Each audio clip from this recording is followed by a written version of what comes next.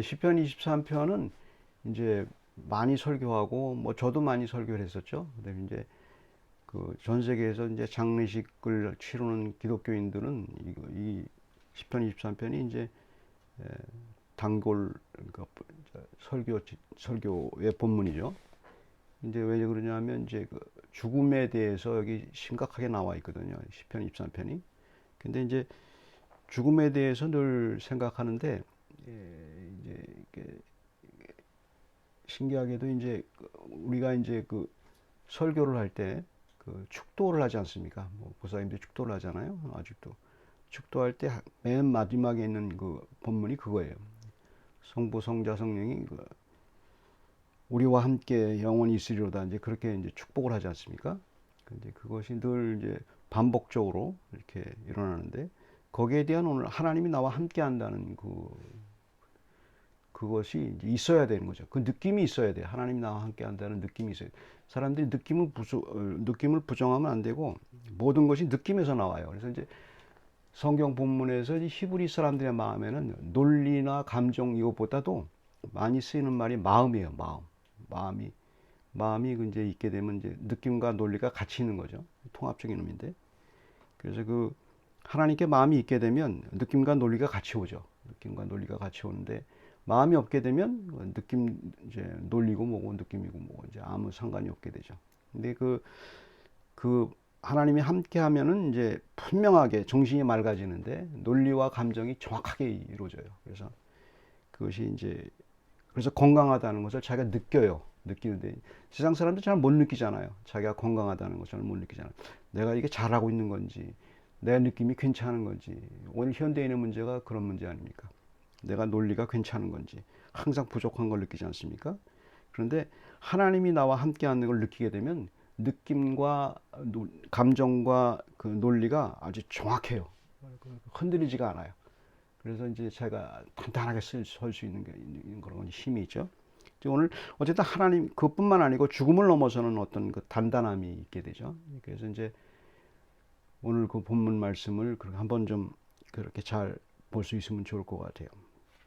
Normally, and every preacher over the world, and at the end of sermon, end of worship, they will always typically having a benediction. Benediction is what it is. That is always the end of benediction. They always say that God, Father, Son, and Holy Ghost be with you forevermore. That's the point of today's verse.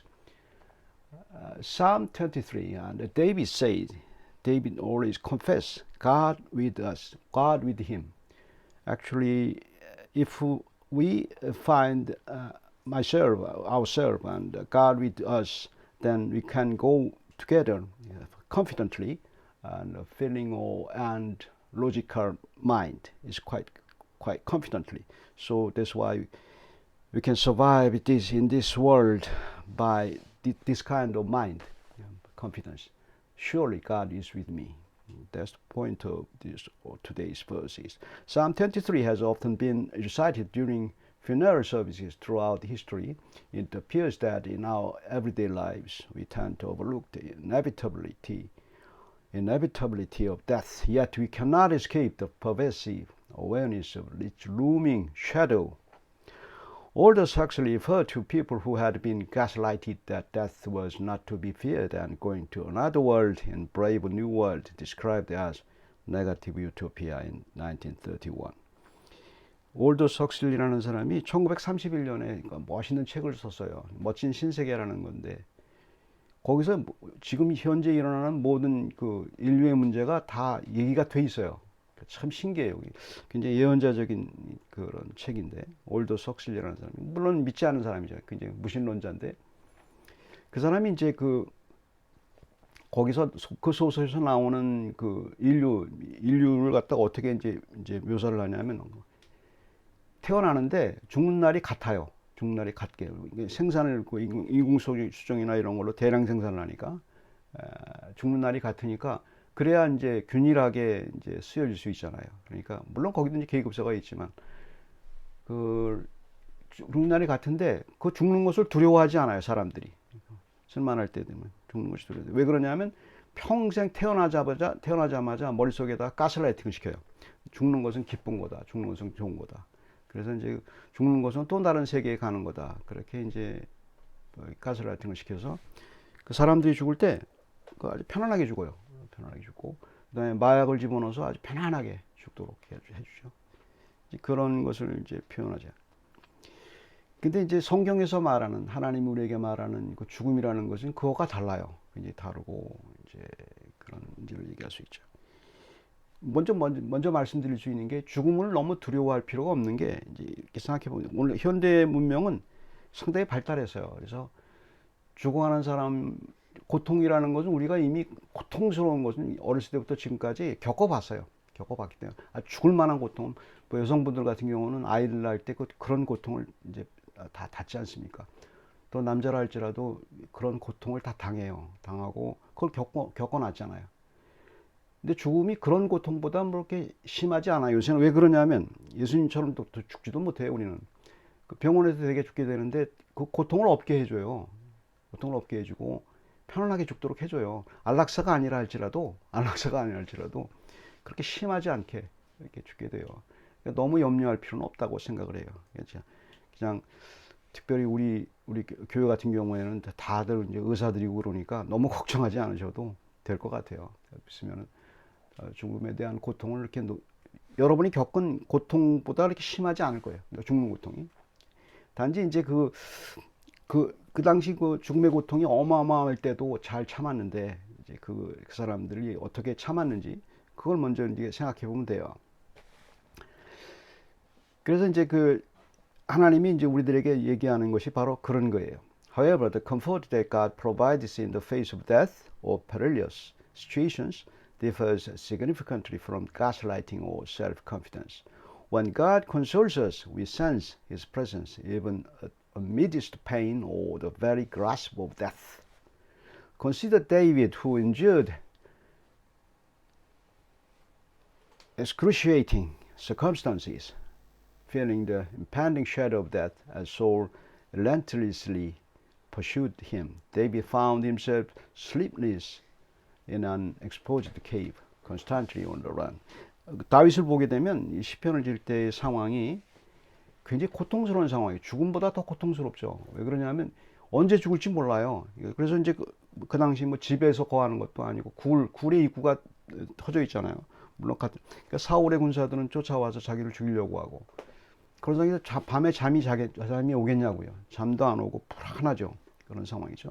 그런 상황에서 하나님의 은혜를 받으니까 이런 고백을 하는 거예요. 신앙 고백. 하나님이 나와 함께 한다는 걸 알게 되면 이런 고백을 하게 되는 거예요. 그러니까 이것을 누구나 다 가질 수 있는 거거든요. 다윗이 갖고 있었던 거를.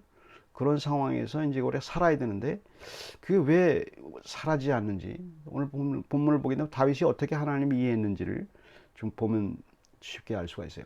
시편 1편에 보게 되면 이렇게 돼 있지 않습니까?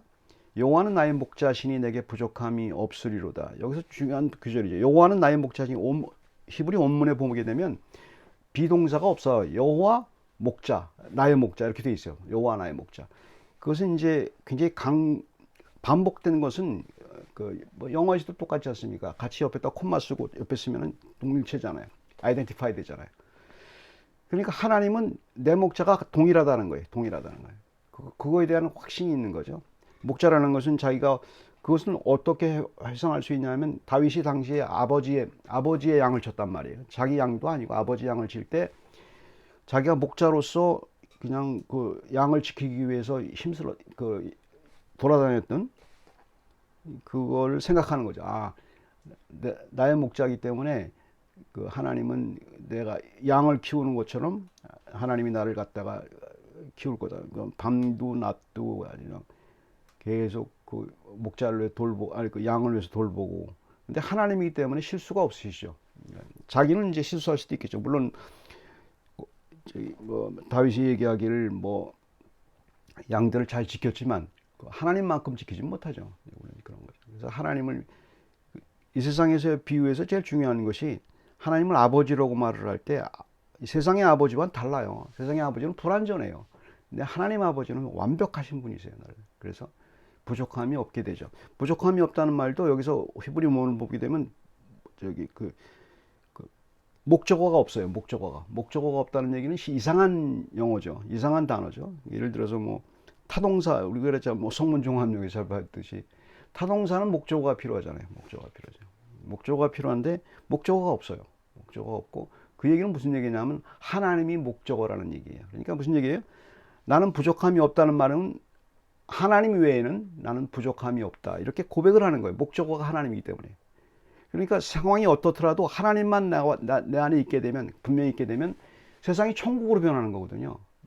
월더 석슬리가 말하는 어떤 그 마약적인 성분이 아니고 천국으로 변하는 거예요. 천국으로 변하는 건데, 그것이 느낌과 감각이 단단해지는 거죠. 그 천국으로 변하는 것이 세상에 마약을 하는 것처럼 그렇지 않고 마음이 느낌과 논리가 단단해지는 거예요.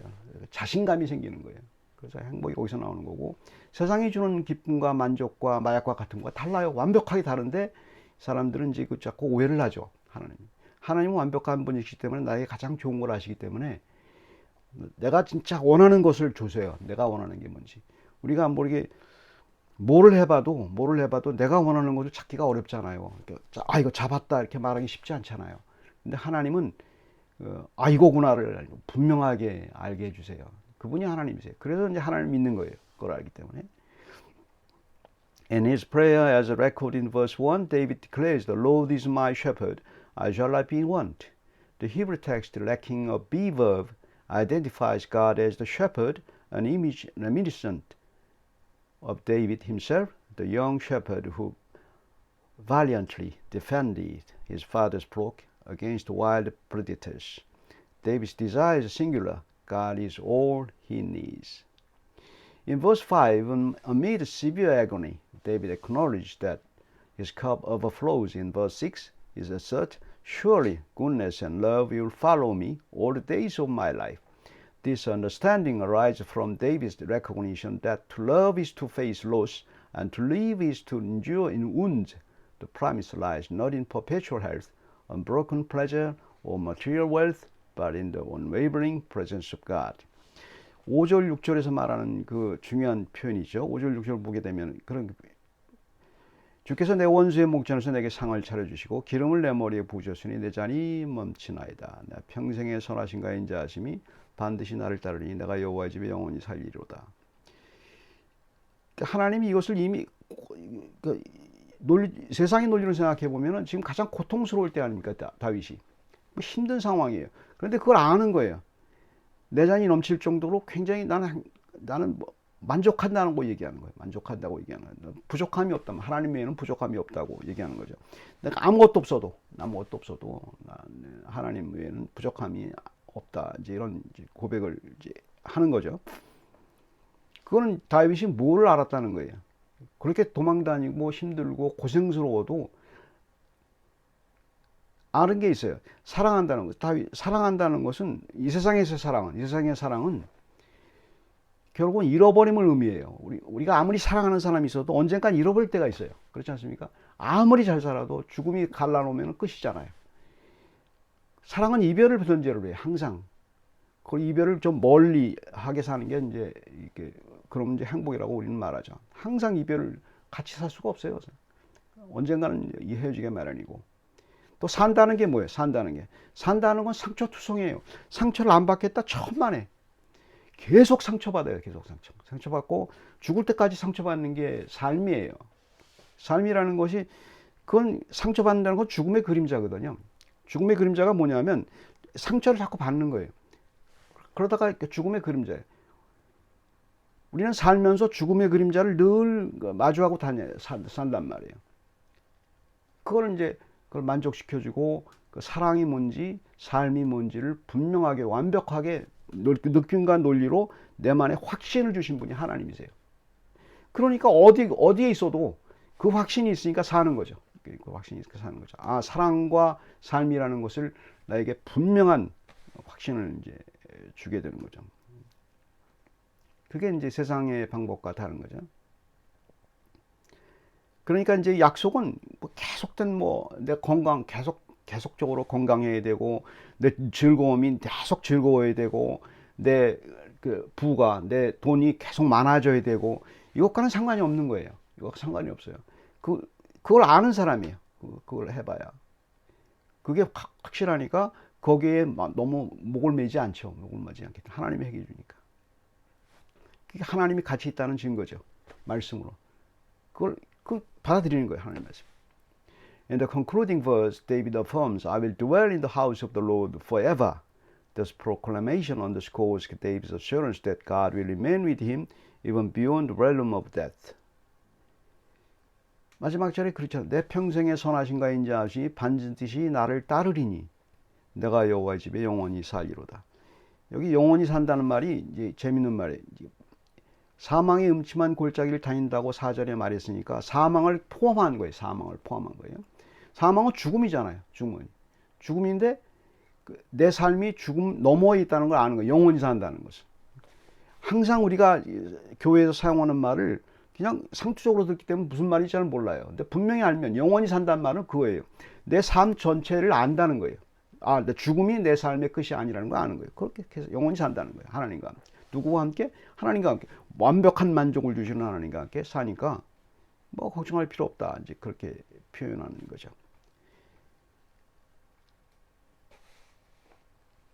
이게 확신이 여호와의 집에 영원히 산다. 여호와의 집은 이제 천국의 그림자죠. 천국의 그림자. 지금 내가 사는 것이 천국에 살면서 동시에 이렇게 예배 드릴 때나 말씀을 볼 때나 그때 하나님이 같이 한다는 것을 확 내가 컨펌하는 거니까 하나님한테 얘기하는 거예요. 나 하나님과 같이 있어요. 이렇게 얘기하는 거예요.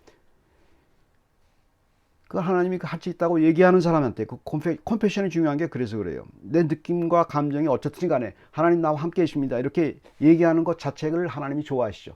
그래서 컴패션 하는 거예요. 그래서 신앙 고백하는 거예요. 나는 꼭 믿고 싶지 않아요. 그게 아니고 컴패션 하면 하나님이 그걸 받아주시고 우리에게 그걸 같이 할 수 있도록 해주신단 말이에요. For those who believe in Him, God is already present, embodied in the name of Jesus. Emmanuel meaning God is with us. Embrace this truth and we will find solace and the unwavering companionship of the divine. 임마누엘 예수라고 그러지 않습니까? 예수 그리스도가 이 땅에 왔다는 것은 아주 쉬운 거예요. 정말 기가 막힌 거죠. 하나님이 나와 함께 한다는 거예요. 임마누엘 뜻이 하나님이 나와 함께 한다는 거예요. 하나님이 나와 함께 한다는 거예요. 하나님이 나와 함께 한다는 거예요. 하나님이 그래서 그걸 갖다가 바울은 얘기하잖아요. 하나님이 내 안에 있다는 거예요. 그리스도가 내 안에 있다고 얘기하잖아요. 내 안에 어딘가에 있다는 거예요. 그러니까 더 분명하게 확신이 있게 되죠. 확신이 있게 되고 그걸 그냥 컴패션 하는 거예요. 그게 믿음이에요. 그게 믿음이고 우리를 살리는 거죠. 같이 기도하겠습니다.